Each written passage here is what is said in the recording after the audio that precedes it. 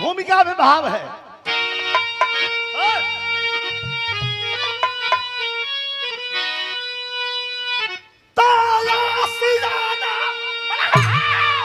भगवान का चलता रहा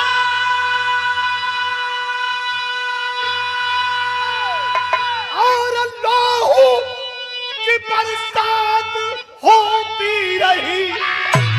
अरे जन्मभूमि विफूना सजा चल भरे, उन शहीदों की माला पिरोती रही। उन शहीदों में सरताज ऊधम रहा, शेर के घर में घुस के शिकार किया। जलिया का बदला चुका ही लिया। चाच लंदन ने टायर पर वार किया।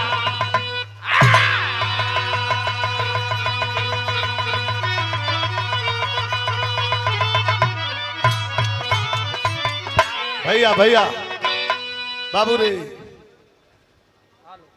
तनी सकर मौला पर हाथ उठावे लगला। गाना तो ऐसा ऐसा गावल बा कि कान में लगा के लीड लड़का दौड़ दौड़ के अब फौज में भर्ती हो गई ना। सो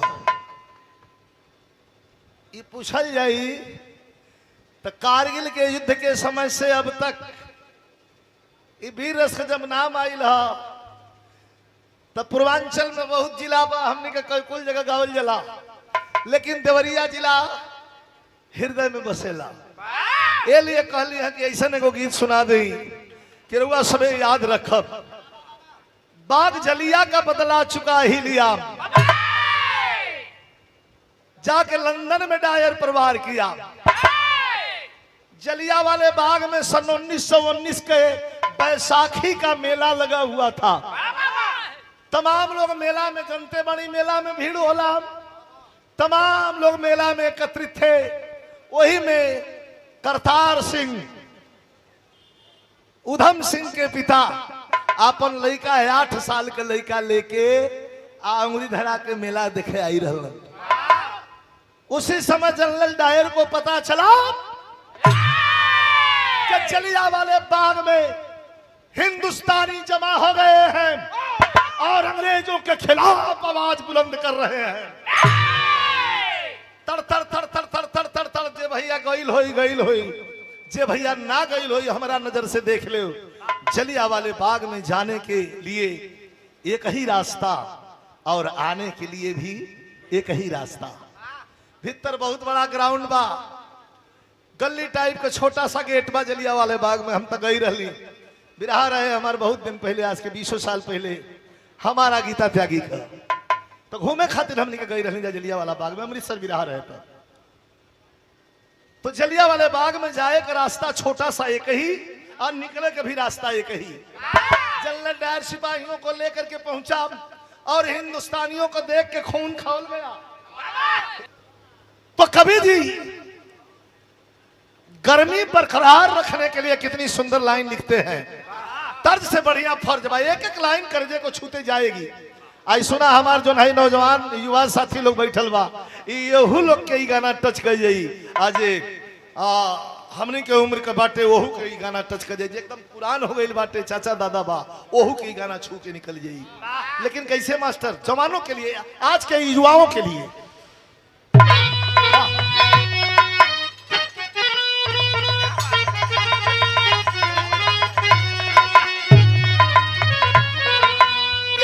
बागी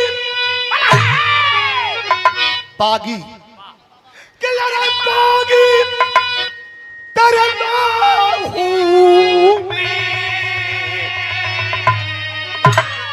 बागी तेरे लोहू में, ये जवानों के लिए लाइन है कि यार बागी तेरे लोहू में क्रांति की रवानी।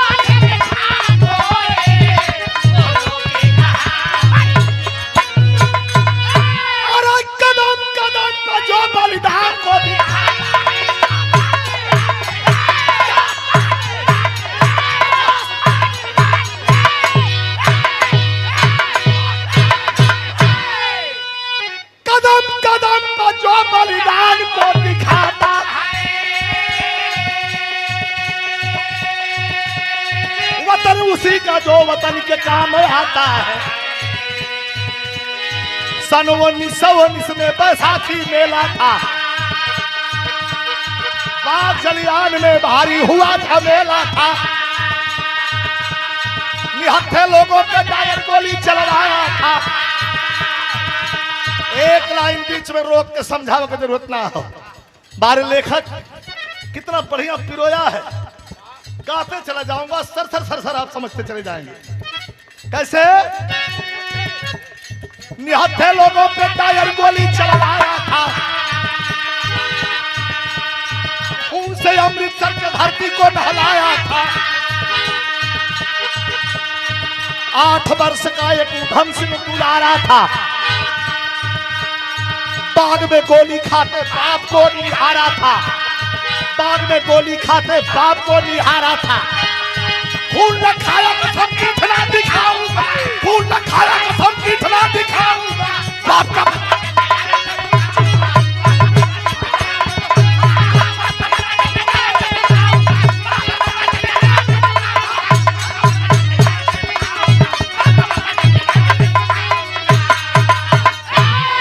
हिम्मत मर्द और मदद खुदा।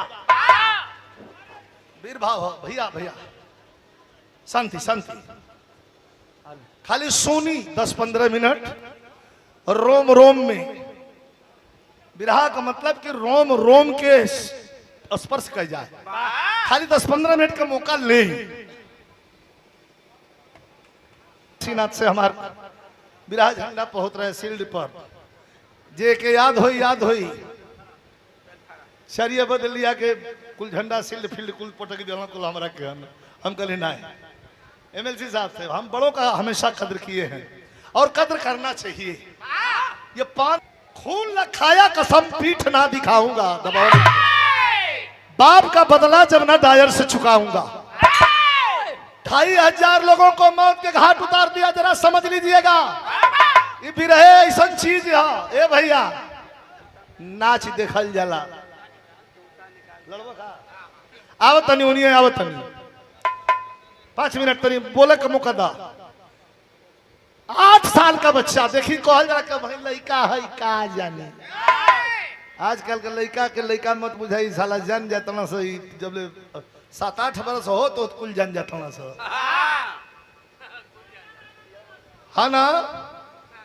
अब लड़का 8 साल का बाद कुछ नहीं खे जाने, लेकिन एक चीज जान गई कि जनरल डायर हमारा बाबूजी के मरलस 2500 लोगन के मरले बा। तो वही जा कैसो कैसो बच गई बा अपना बगला सोच के नीचे दबा के, लेकिन वहां से निकलल तो संकल्प लेके 8 साल का लड़का उधम सिंह संकल्प लेके निकलल कि ये धरती पर हमारा जिला का मकसद एक ही बा कि जनरल डायर दुनिया में कहीं रही घूस के ओकरा चूल्ह में ओकरा सीना में गोली ना मार ले तो हमार जन्म बिरथा हो, हमार जियल बिरथा हो। मन में यह बात लेके एने ओने घूमे लगल। इंटरमीडिएट की पढ़ाई पास किया दोस्तों। देखिए जज्बा क्या होता है। एगो बात और बता दें, बिरताई बाजार में नाम निकाले चल जी बस साहू जी से कहबा, चल जी बस साहू जी से कहबा कि लाना तनी 10 रुपया की बिरताई दे दा। तो बिरताई बाजार में ना बिकाले, बिरताई खून में होले, खून में। वो लड़का के खून में बिरताई बा। 8 बरस का रहे कह कि इनके मारब जरूर। 2500 लोगों को मारा है तो इसको मारूंगा, सिर्फ मैं मारूंगा। एक तरफ माता हिंगलाज देवी की पूजा, दूसरे तरफ माता दुर्गा की पूजा, तीसरे तरफ वाहे गुरु दी खालसा, वाहे गुरु दी फतेह। कहा के समझ में आओ तो कुछ और चल दिया। तो कहाँ चला मास्टर, इंटरमीडिएट की परीक्षा धीरे धीरे पास कर लिया। मन में बारूद जो चिंगारी बन करके आग उभरी थी वह धीरे धीरे बारूद का रूप करती है। आज जब इंटर में आई तब धीरे धीरे उमरियो 20 का 22 का हो गई, हाँ ना। तो पहले लड़का तनी ज्यादा दिन में स्कूल हो जाए सुनो। अब तो चढ़ियो नहीं खन सब पहले आवत, मम्मी पापा नहीं खन से कहा तो बाबू माई के बहुत जल्दी बा कोरा में ले जाके पहुंचा देता हूँ। बाबू है जब पढ़ ना, अच्छी बात ना। लेकिन का लड़कपन मत छीना, ये अच्छी बात ना। बलरामी तोरे बात से हम सहमत ना है, लेकिन के समझे लाख बुझे लाख हो जा, 6 साल का हो जा, 7 साल का हो जा, बात बुझे लगा तब उनको स्कूल भेजे। अब 3 साल का तो वो लड़का का देखा कोरोना अपन बाप बेटा समझ लिया लो, वो लड़का के देखा कैलाश का कि जब इंटरमीडिएट परीक्षा पास कैलाश तब मन में भाव आल क्यों रे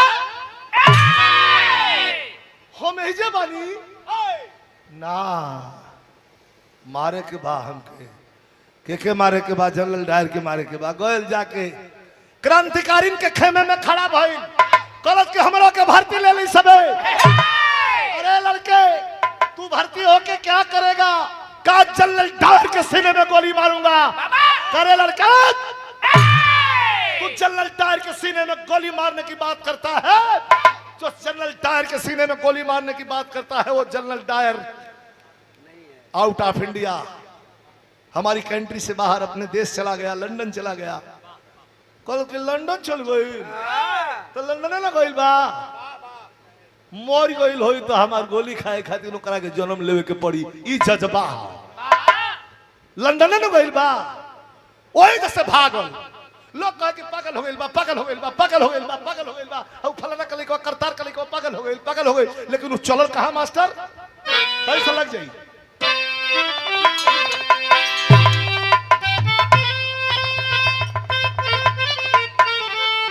अरे का तर्ज कहे के भाई दादा, बहुत बहुत तर्ज बा, आवत ना ऐसा ऐसा तर्ज बिरहा के छाप ना मिटाए के चाहिए।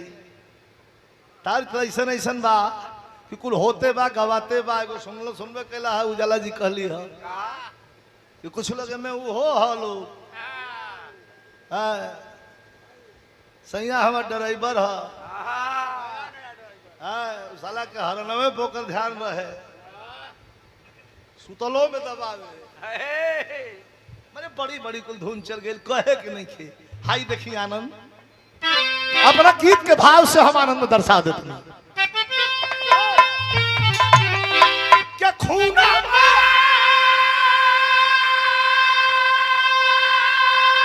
अरे खूना उधम सिंह का मनावा पीरवारी पीरवारी अरे घूमत पहुंचा बम्बई सहरिया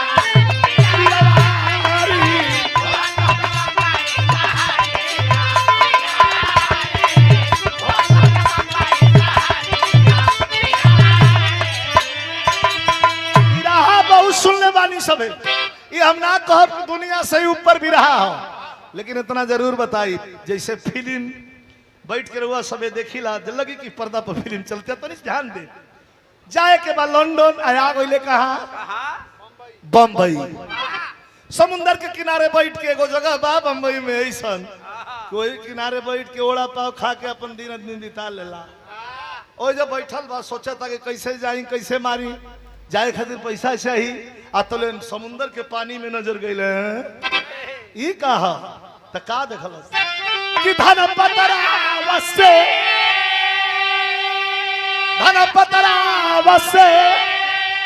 करे खाए की कुमारी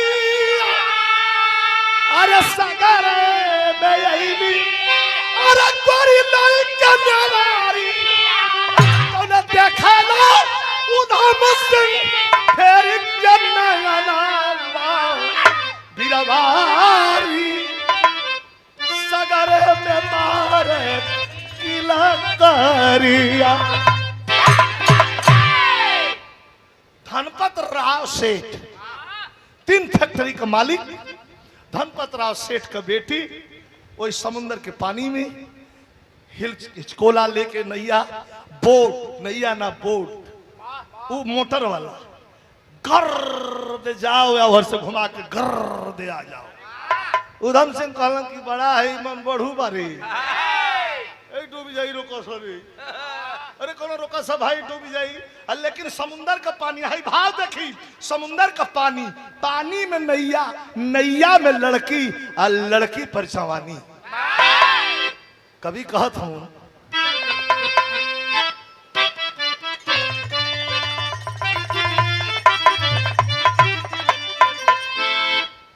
लहर मारे।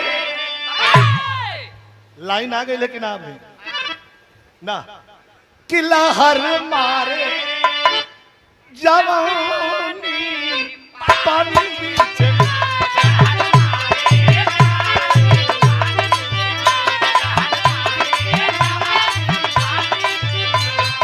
वही मन बोर्ड लेके अपने कभी कहता हूँ कि लहर मारे जवानी पानी बीच, पानी बीच। अरे हम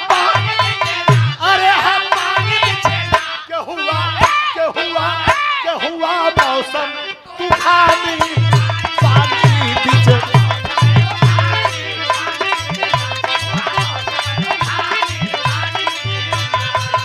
अरे रे रे रे रे रोका है भाई। हमारे मुकेश कुमार भैया पुरस्कार दिले बानी, हार्दिक अभिनंदन बा। अरे भाई क्यों रोका जा हो? अतोले का भइल? समुद्र के पानी में ज्वार भाटा आ गई ऐसे तोले सागर में रेखा कद्दू बनी।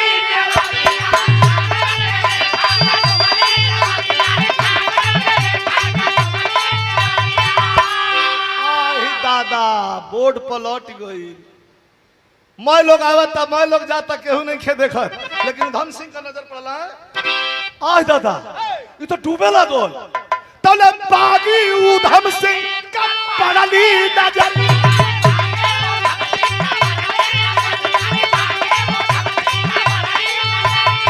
अरे डूबा लड़की सयानी पानी बीचे, पानी बीचे। दादा तो डूबत तो सोचे लागल कि मन सोच रहा है उधम सिंह। तनी ध्यान दे, लड़की डूब रहा बिया, नैया डूब गई। धनपत राव सेठ 3 फैक्ट्री के मालिक, उनका एकलौती बेटी और कोनो संतान ना, मैं प्रॉपर्टी वही का बा, आज वो डूबत दिया।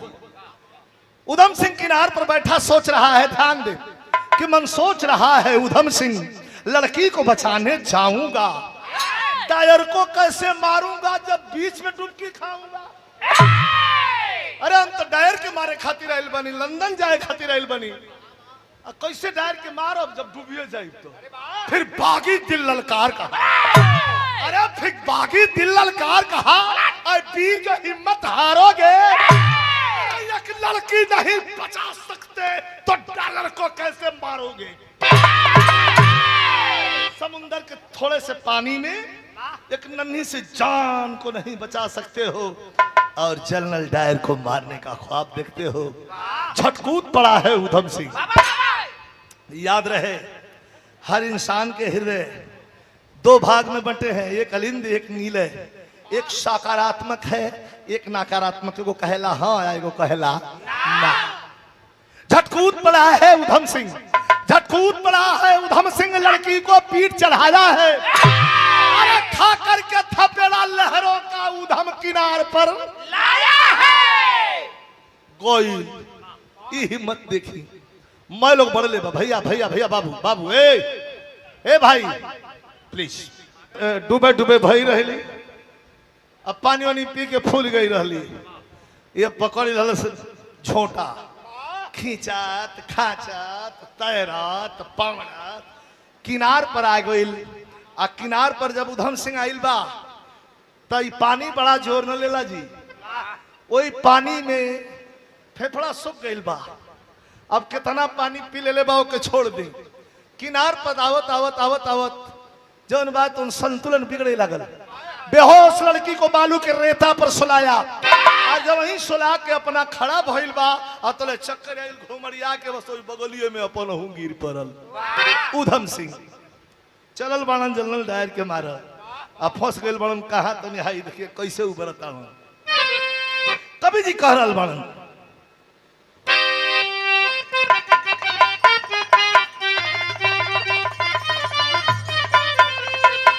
हालांकि काला पत्थर फिल्म का तर्ज रहे, एक राम दे गुरु हमार गौलन, ओकरा बाद हमनी का फिल्म में ले जाके गीत के अमर के दिल्ली जा। लेकिन काला पत्थर में का गवई रहे, अरे हमको भी साथ लिए जाना पियो जब जाना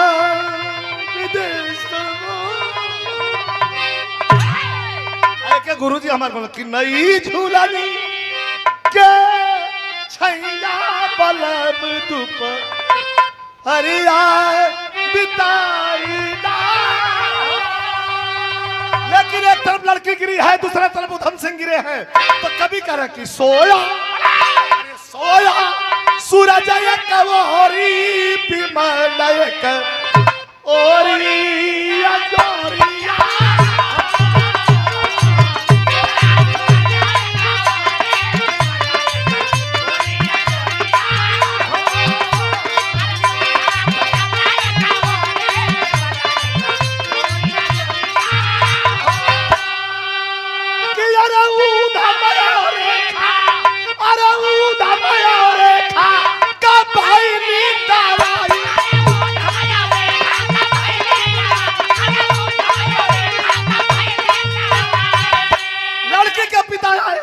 दोनों को उठा के लेके जाते हैं।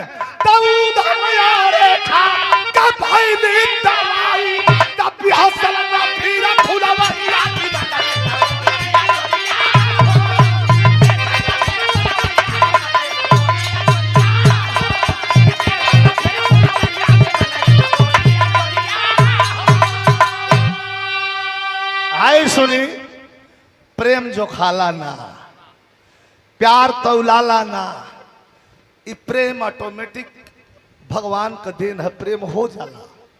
अब प्रेम हो गई लो लड़की के, अरे रे रे रे इ तो हमार जान बचौलो, हे समुंदर के पानी में से हमरा के छानल। बताओ सिपाही, बार सिपाही पुरस्कार, धन्यवाद।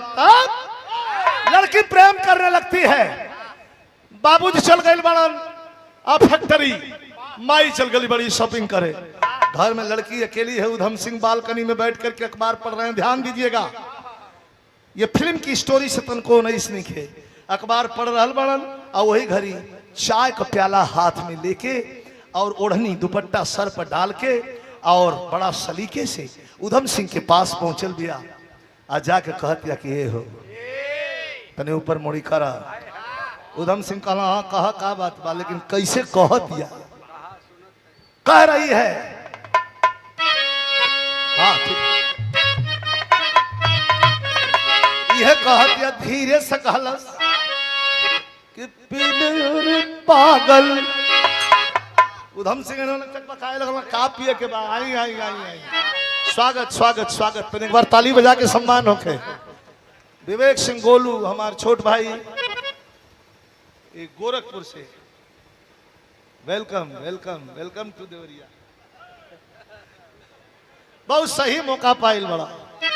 हाई लाइन सुना का कहत या लड़की, उधम सिंह अखबार पढ़त होनी है, कहत बा कि पीले अरे पागल, पीले अरे पागल सुराही भरा जाम है।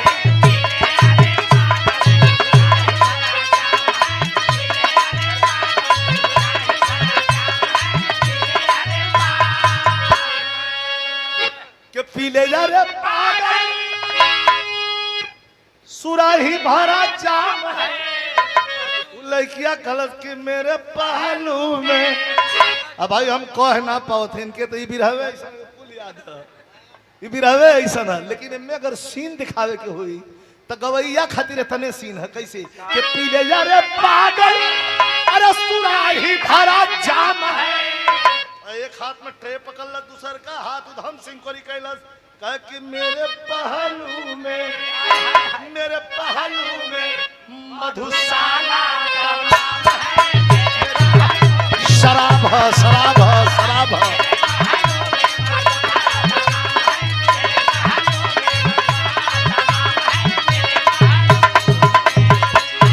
और क्या पिला रही है?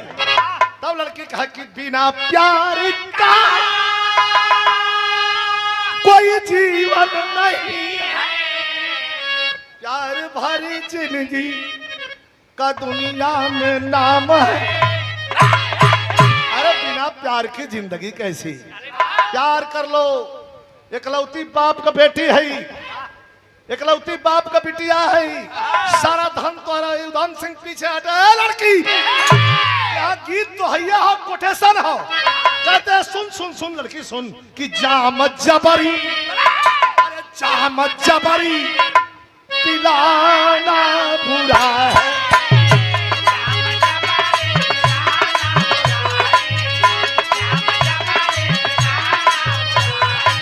अरे बिना बुलाए पिलाना बुरा है।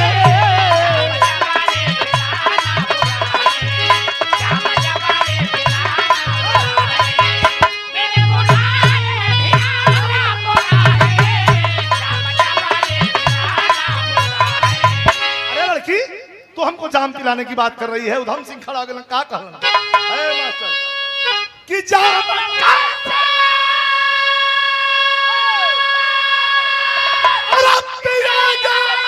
पागल, अरे जो कि खून का प्यासा हुआ है, पीरा हरदम, पीरा हरदम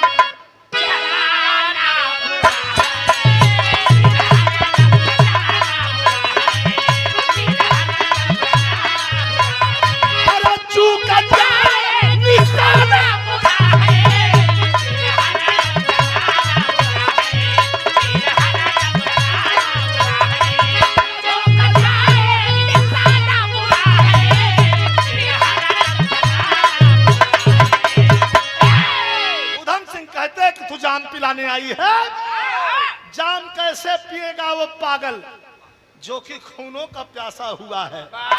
अरे मैं घर से संकल्पित होकर निकला हूं खून पीने के लिए। लड़की कहे तो भाषा समझ में आवा ये का बतिया था। तो मेहरारून का सबसे बड़ियार हथियार जानत हुआ, मर्द मेहरारून के बीच में अगर झगड़ा हो गई, विवाद हो गए, तो सबसे बड़ा हथियार का है?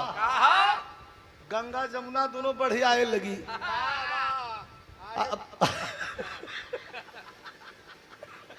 कवि जी गंगा जमुना दोनों बढ़िया आए लगी, रोवे लगी। हाँ आ वही में कमजोर मर्द रही तो आंसू के संगे वो ढलक जाई, जाके वो आंस गिराव लगी। मत रोआ हमार रनिया, मत रोआ, मत चुआ चूरा चूरा, मत ऐसा मत करा, चुप हो जा। दस कमजोर शानदार मर्द रही तो दो चार दिन तनी तना रही। अच्छा बोला चाली ना हुई तो माध्यम का हो, एगो लड़का छोट बा, अब डेके डेके नहीं चलो न मर्द से बोला चाली मेहरारू को बा, ना मेहरारू से बोला चाली मर्द का बा, और लड़का बीच में माध्यम बा। आके बैठल मरन झगड़ा कस के भइल बा, मारा पीटा पीटी हो गइल बा। तो मेहरारू पूछी लड़कवा से के टिंकू, ए टिंकू का खाना खइबा, का बनाई? लड़कवा खाई खाना, अब बुझा कहाँ बात बा। तो वो ने कहा कि तुहार टिंकू जवन मन करे बना ला, मैंने झगड़ा कैल बन अपने में, अब पिसात हो सार टिंकू। कहे टिंकू जब तुहार यह मन बा तो कुछ बना लो। अच्छा पियास लगल रही तो मेहरारू से ना मंग कहा कि बबुआ तनी पानी मिल जाये रे, बड़ा पियास लगल बा। करे टिंकुआ तो पनिया लिया कि मीठो मीठो खाइबे, माने काम पिंटू टिंकुए से चलता। लेकिन इहो प्रेम है, इहो प्रेम है, एक अन्यथा मत लिहल जा। झगड़ा स्वाभाविक है, झगड़ा तो हो गई। अब लड़की कहत बा ना जी, रोवे लगल, पकड़े ला सुधम सिंह का हाथ, कला समुंदर के पानी में से तू को निकल ले बड़ा, तो जिंदगी का मालिक तू ही बड़ा। जान अपन दे दे बियाह तो ही से करब, अपन जिन घर तो ही संगे बसाई। लेकिन हमसे कहला कि टारगेट मेरा दूसरा है पागल। कैसे समझावत हूँ? लड़की कहत बा कि नहीं के जानी तोड़ा गवार पिया के जीवन बदला, अरे करा हमसे शादी के जीवन बदला, अरे करा हमसे शादी, क्रिया दिल पर ना छोड़ा हमार पिया।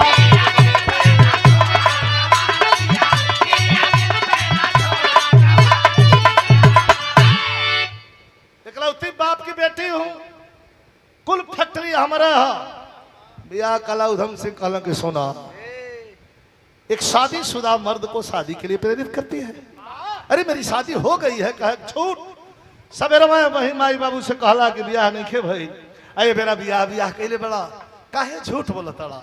ये कहता कि हम पसंद नहीं की, कहे ना ना ना, अरे तुम तो लक्ष्मी हो, सरस्वती हो, सब कुछ तुम्हारे अंदर है, सर्वगुण संपन्न हो, लेकिन मेरी मजबूरी क्या है, मेरी शादी हो गई है, सुन ले मेरे पत्नी का नाम क्या है। ये जज्बा देखिए है जवान लोग के लिए बा। उधम सिंह का कहला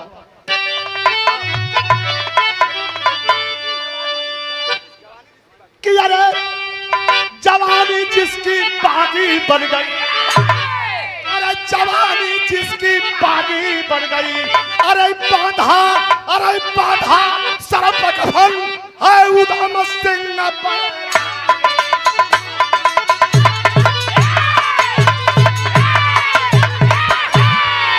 एक मिनट समझाता हूं, मेरा मकसद कुछ और है लड़की।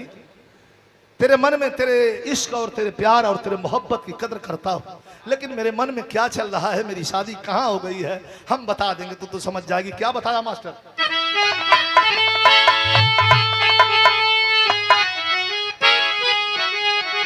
अरे डपट के बोला, अरे डपट के बोला, उधम सिंह बैरागी सुंदर फांसी से। फांसी? हमारा दुल्हन का नाम फांसी है, फांसी। उर्मिला, परमिला, सीता, गीता, उजाला, तमाम नाम बा। बहन का, बिटियन का, लड़किन का, मेहरारून का, मतारी का, बहन का, ये तमाम नाम बा। ये नाम सुन ले बानी, फांसी नाम आज पहली बार सुन ली है। कहा हुए तो बताओ तो नहीं कि हमारा सब शादी कहाँ भइल बा। उधम सिंह बता रहा है कि अरे डपट के बोला, उधम सिंह बैरागी सुंदर फांसी से वही गई रे खाबरी।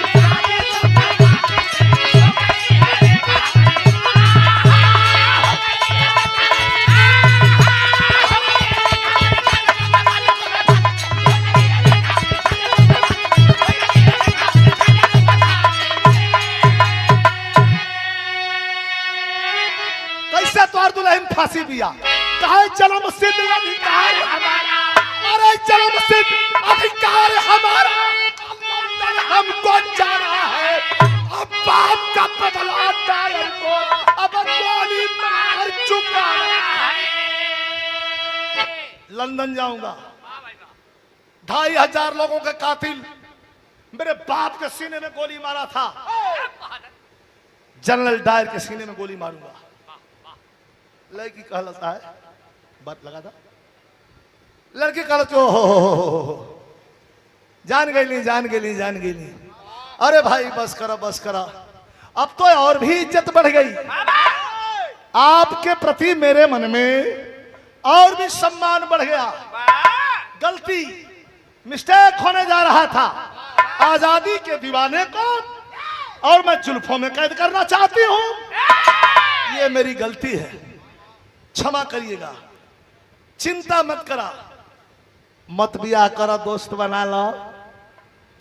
कहना लड़का का लड़की दोस्त, कहा दोस्त बना लो, हाथ पर हाथ रख दिया, दोस्त तो बना लिया। कहता दोस्ती का फर्ज अब अदा करता नहीं। लड़की कहतिया लंदन जाइबा, कहा डायर के मरबा, कहा का पास में पैसा नहीं खे, का ना जाए खातिर टिकट का ना, तो मैं मदद कर दूं। उधम सिंह के आंख से आंसू गिरे लगे। कैसे के लिए बेचैनी से घूम रहा हूं कि कैसे जाऊं लंदन, कैसे अपने बाप के लाश पर किए हुए वादा को पूरा करूं। शाम को जब ही पिता फैक्ट्री से आए, जाकर के लड़की रोने लगी, कहती है पापा मैं लंदन जाना चाहूंगी टूर पे। मना कहल, कहल कि काट लंदन जेबू ना जायला, कहा मेरा फ्रेंड है ना, कह के मैं सवेरवा समुंदर में से कलियां छानल, आज तो और फ्रेंड हो गल, ले जाके और दूसर बैंड धरा दिल तो हम तो यहाँ उलट जाई छाती पीट के, कुल दौलत चल जाई ट्रस्ट में। ऐसा मत करा बेटी, कहे ना पापा मुझे जाना है बाप बेट संतान के औलाद के जिद के आगे टिक नहीं पाए, तुरंत टिकट कटाते हैं। बिरहा का अंतिम लाइन में तनी गौर करो, और तुरंत दोनों को भेजते हैं उधम सिंह के साथ, और रेखा को भेजते हैं। तो भाव है,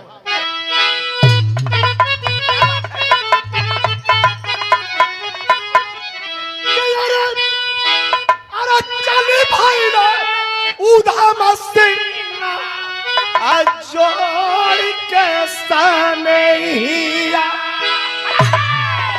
संगवा में रेखा चलली बन के मददगार।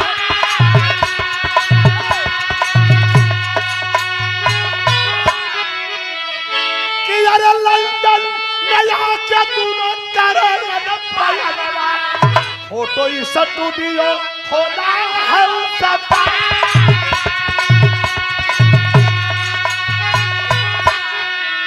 एक फोटो स्टूडियो खोल दिया रेंट पर, किराए पर रूम लेकर के।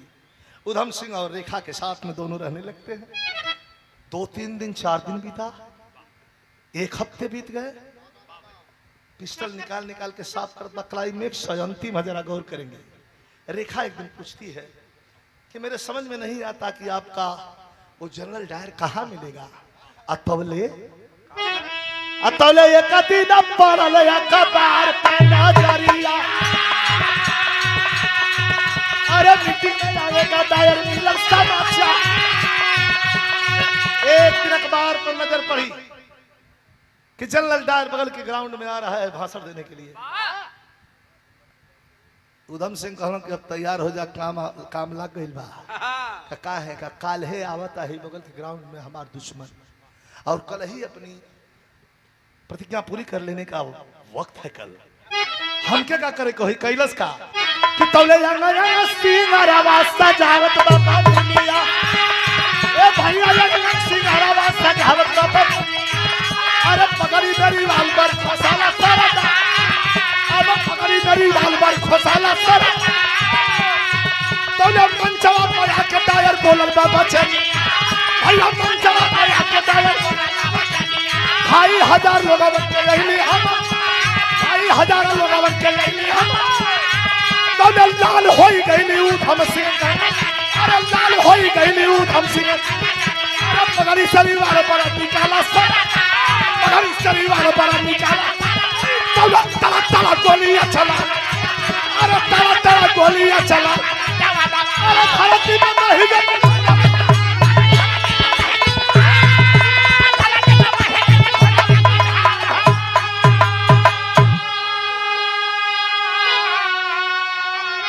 हमारे छोट भाई बहुत अच्छे कलाकार उमेश यादव, गायक देवरिया के धरती से, पुरस्कार प्रदान के लिए बनी।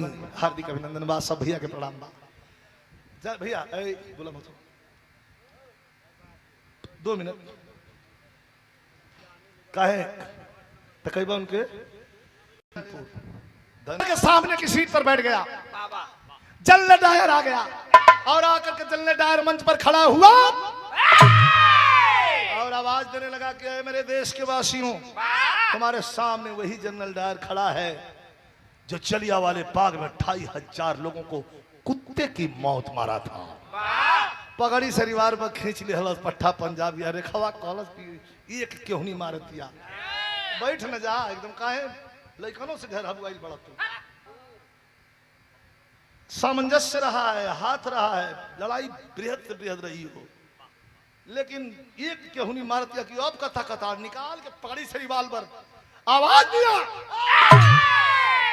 जब ही आवाज दिया जनरल डायर की, मेरे देश के वासियों, मैंने जलियांवाले बाग को खूनों से सींच लिया था, वही जनरल डायर हूं। मैं तो वहां से तबादला करा के आया, और भी लोगों को, हिंदुस्तानियों को, ब्लडी इंडियन को देख करके मेरा खून खौल जाता है। इतने में खड़ा भइल पट्टा पंजाबी उधम सिंह, और खड़ा होकर के दोनों हाथ ऊपर किया, आवाज लगाने लगा, भारत माता की, भारत माता की, भारत माता की। 3 गोली मरलस बस, एगो दूगो हेनिया मार दलस, एगो टीका दे दल, गिर के लगल कांप, दौड़ल सिपाही को, पगली सीटी बज गई। अंग्रेजन का दादा मार दिया मार दिया मार दिया, आ लेके तुरंत भिड़ा दलों से संगीन छाती पर हंसते हुए पट्टा पंजाबी कहा कि सरेंडर करता हूं। पिस्टल दे दिया हाथ में, कहा सरेंडर करता हूं। आज सरेंडर का नाम लिया तो हाथ में हथकड़ी लगा करके और लेकर के पट्टा पंजाबी उधम सिंह को जब जेल की कोठरी की तरफ बढ़े तो भाव है मास्टर।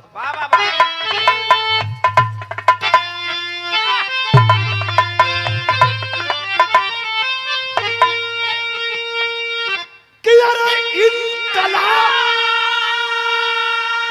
अरे इनकलाब जिंदाबाद, बोला लतीरा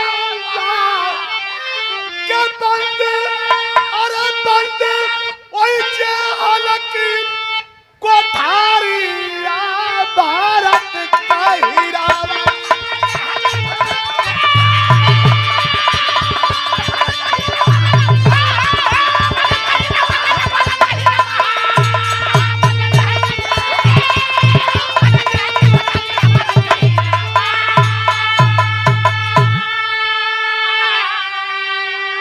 इनकलाब जिंदाबाद बोलल बिरवा। 2 मिनट रहुआ सबसे क्षमा चाहब, बिरहा हमारा अंतिम बाटे, लेकिन ये 2 मिनट बिरहा का असली भाव है। जेल की कोठरी में बंद है, मुकदमा चलाया गया, तमाम सबूत और गवाह इसके खिलाफ निकल रहे हैं, गुजर रहे हैं। जज ने पूछा करे पट्टा जवान तुम्हारा कोई जरा ध्यान दीजिएगा, ये बिरहा का मेन भाव हो। भैया पीछे जो आवाज लगाओ तो शांति कर दी। क्या कह रहे जवान, तेरा कोई वकील है क्या? अगर ब्रिटिश गवर्नमेंट को यह तराज न हो तो पट्टा पंजाबी अपनी वकालत खुद करेगा। देखिए ये हिंदुस्तान है, इजाजत है। वकील ने पहला सवाल किया कि माय लॉर्ड पूछिए, पूछिए इस गुस्ताख से, ब्लडी इंडियन से सवाल करिए कि हमारे इतने बड़े ऑफिसर के सीने में गोली इसने क्यों मार दिया सरकार। पट्टा पंजाबी से पूछा गया, कहा कि सर ये तो जवाब सीधा है, 2500 लोगों के सीने में गोली मार दिया, मेरे बाप के सीने में गोली मार दिया, तो क्या मैं ये सवाल करूं आपसे, पूछिए क्यों मार दिया गोली। जज गुस्से में आकर के कलम तोड़ दिया और कहा जानते हो इसकी सजा तुम्हें क्या मिलेगी? कहा जानता हूं, फांसी। तोड़ के कलम जज उठ गया, कहा कल 12:30 पर अर्थात 12:30 बजे इसको फांसी पर चढ़ा दो। हल्ला मच गया। आया जेल की कोठरी में, नहा करके गुरु ग्रंथ पढ़ाइए। दिलेरी देखिए, हम जिस धरती पर बैठे हैं, आप सुन रहे हैं, मुझे प्यार स्नेह दे रहे हैं, हम सब भाई भाई हैं, लेकिन इसी भाई भाई के खून में मिल करके इस लहलहाते हुए उड़ते हुए तिरंगे पर हाथ नहीं आने दिया, अपने प्राणों की आहूत दे करके और धरती को सींच कर आजाद करो। बस पट्टा पंजाबी के लिए एक लाइन कहना चाहूंगा कि जब कल 12:30 बजे फांसी होनी है, चेहरे पर थोड़ी सी भी शिकन नहीं है, जेलर पहुंचा और पूछता है, क्या पूछता है? जेलर पूछा, जेलर पूछा उधम से अंतिम इच्छा तो होती है कि मैं जुदा इलाही वस्तु बात में पहुंचा, गड़बड़ खावा से बिदारिया भारत का। दुनिया में कोई नहीं, मेरी माँ, मेरे फादर, पिताजी, मेरे परिवार पूरा मर गया, और इससे तो मेरा पूरा परिवार भारतवर्ष है, लेकिन मेरे एक दोस्त है, दिल को छू लेने वाली बात है। मैं क्या बोलत हो गया कैमरा मिजाज पैदा उठा रहे क्या? यार तुम लोग हम लोगों का हिस्सा पार्टी के, हाँ यार बैठ के घप कर रहे हो तुम लोग।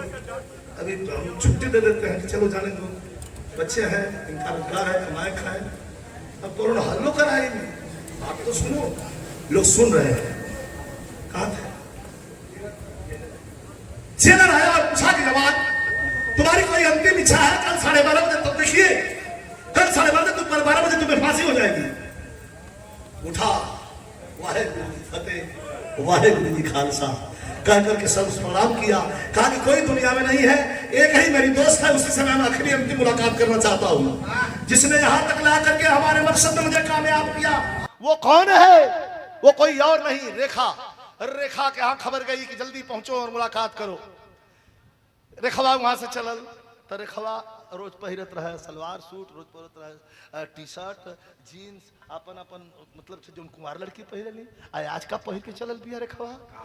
गौनहरी साड़ी, भर भर हाथ को चूड़ी, हाथ में एगो सिंदूर का डिबिया, लेके आके उधम सिंह के गलियारा में खड़ी भई। अब 62 किलो का वजन रहे, 61 किलो का, अब 50 किलो का लोहा का जंजीर और सिकड़ी बांधल बा। जब निकलल है वही गली में से, जेल में से उधम सिंह, तो लगता कि कोहबर में से दुल्हा निकल आके उधम सिंह के सामने खड़े, ए लड़की के सामने, रेखवा के सामने खड़ा भइल, थका के थपोरी बजा के जोर से हंसल।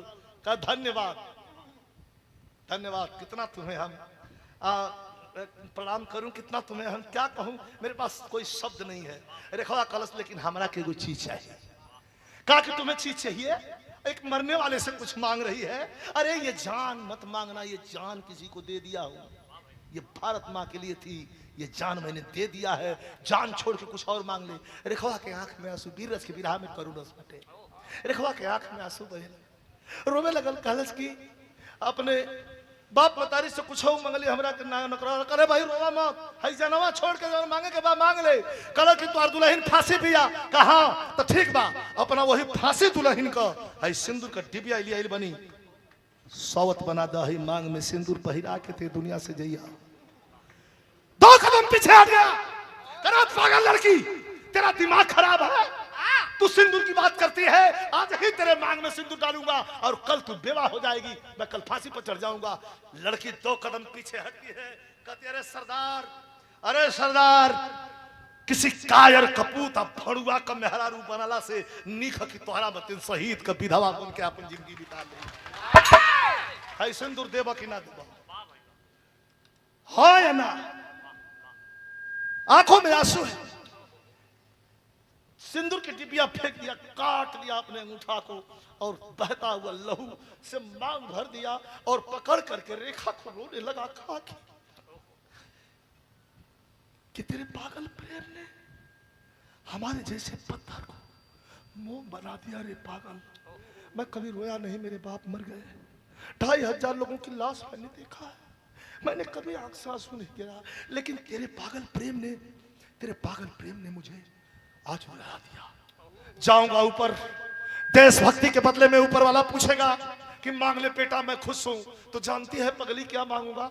यही मांगूंगा कि एक बार फिर से हिंदुस्तान की धरती पर भेज दो और उसी रेखा के कोख से जन्म देके उसका बेटा बना के भेज दो कि हिंदुस्तान में धरती को आजाद करवा दो। इतने में चिल्लाया जोर से जेलर, समय समाप्त। खून भरी मांग लेकर के और रेखा वहीं से वापस हुई, बैठी रही, इंतजार करती रही। लेकर के जेलर गए, फांसी के तख्ते पर पहुंचा।